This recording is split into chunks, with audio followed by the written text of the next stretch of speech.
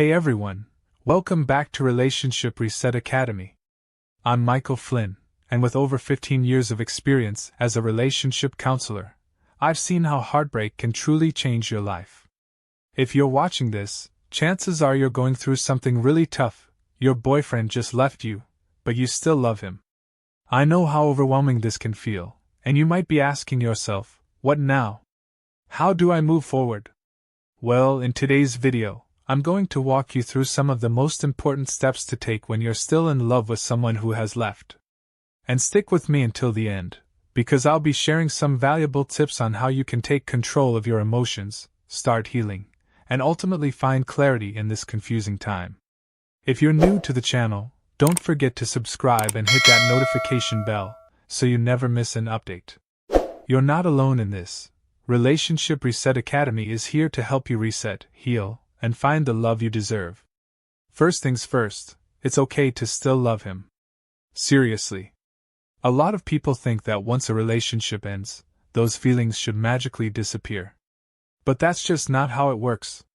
If your heart is still holding on to him, there's no need to shame yourself for it. It's part of being human. You invested time, energy, and emotions into that relationship, and it's natural that you still feel a deep connection. But here's the key, you can take control of this situation, even if he's not in the picture right now. So, let's break this down and walk through some steps that'll help you move forward in a way that's healthy and empowering. Step 1. Acknowledge the pain. Look, I get it. Breakups hurt. Like really hurt. You're sitting there, heartbroken, thinking, why did this happen? And, I still love him, so why isn't he here? It feels like everything in your life has suddenly been turned upside down.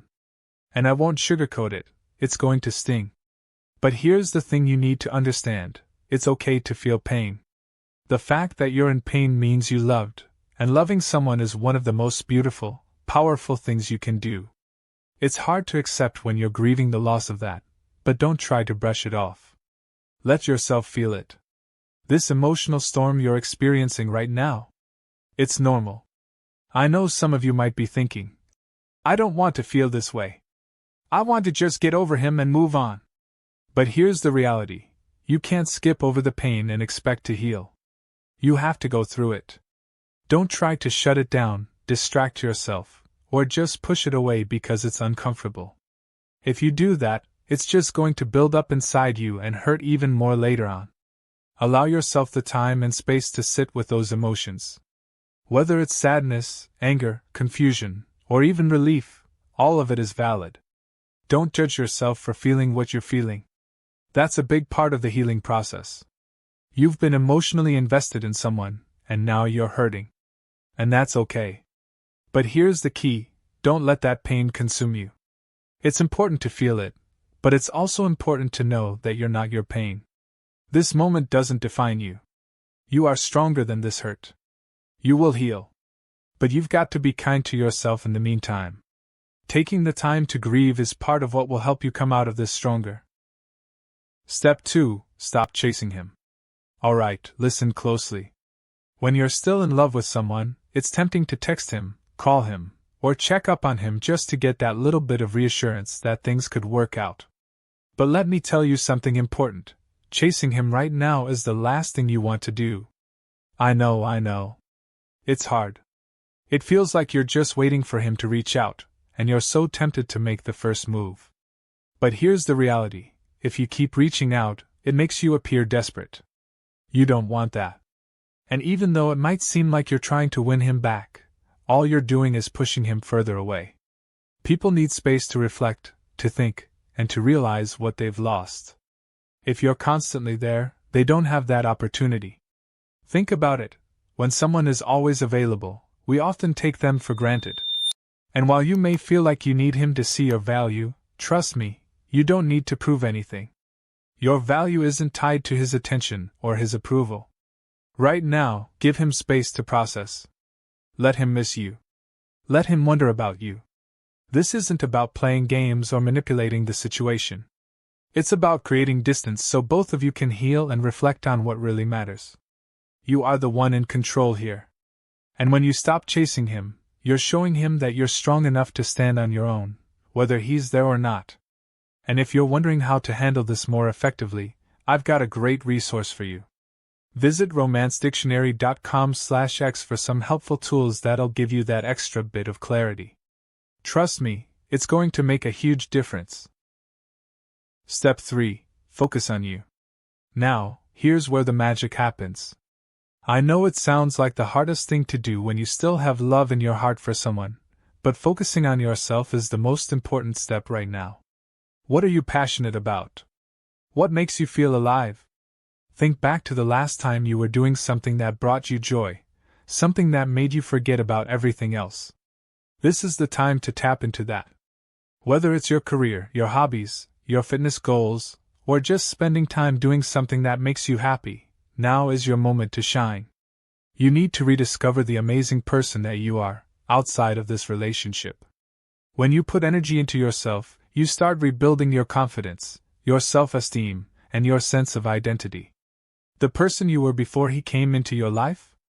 That person is still there, and you're giving her the opportunity to bloom again. Take some time to focus on self-care. Whether it's taking a walk in nature, reading that book you've been putting off, or spending the weekend doing something fun with friends, whatever brings you peace and joy, make time for it. This is your healing process.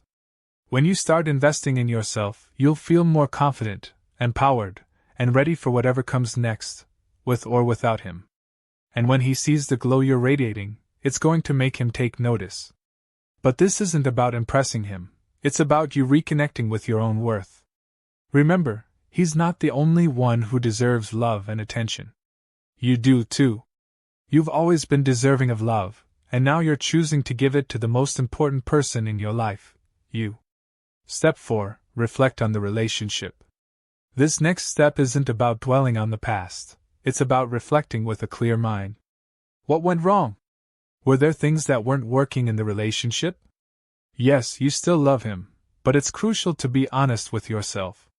Relationships take two people, and if something wasn't clicking, it's worth examining. Now, I'm not saying to beat yourself up. This isn't about blaming yourself or him. It's about taking a step back and looking at things from a wider perspective. What did you both contribute to the end of this? Were there communication breakdowns? Were there unmet needs? Or was it just a matter of timing? I know it's hard, but by reflecting on what went wrong, you get a better understanding of why the relationship ended. This isn't just for closure, it's for your growth. You don't want to make the same mistakes again, right? By understanding what happened, you can avoid falling into the same patterns in the future. Reflecting like this gives you the tools to build a healthier future for yourself. Trust me, this reflection is invaluable. And as you gain clarity, you'll feel more confident in your ability to choose a relationship that truly works for you. Step 5. Let go of the what-ifs. Here's the hard truth. Clinging to what-ifs isn't going to help. What if he comes back? What if you get another chance?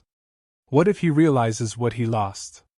It's okay to hope for those things, but don't let them consume you. If you hold on too tightly to those what-ifs, you'll stay stuck in a place where nothing moves forward. And here's the kicker, you can't control when or if he'll come back. The more you hold on to that hope, the more you're preventing yourself from moving on and finding peace. What if, instead of focusing on what could happen, you focused on what is happening? Right now you're in a space where you can choose how you want to live your life. You're free to take control and direct your future. Clinging to hope for him isn't going to change what's happening in the present. Let go of the what-ifs and start embracing the what is. You are worthy of love, whether he comes back or not. And by focusing on yourself, you're building the foundation for something even better. If you're wondering how you can start the process of winning him back, I highly recommend you visit romancedictionary.com/x. There are some strategies there that could help you start the process of reigniting that connection. I want to leave you with this: you are strong, worthy of love, and capable of healing. This breakup might sting, but it doesn't define you. You have the power to move forward with grace and clarity. The love you feel doesn't have to go to waste, it can fuel your growth and the next chapter in your life. If you're ready to take your relationship to the next level and learn how to win your boyfriend back, check out romancedictionary.com/x. We've got plenty of tools, tips, and strategies to help you succeed. Remember to subscribe, hit that notification bell, and leave a comment telling me where you're at in your relationship right now. What's been the hardest part for you, and how are you coping? Let's continue this conversation in the comments. Hey, before you go, don't forget to check out more of my videos. I've got a ton of advice that can help you move from heartbreak to a whole new mindset. Thanks for watching.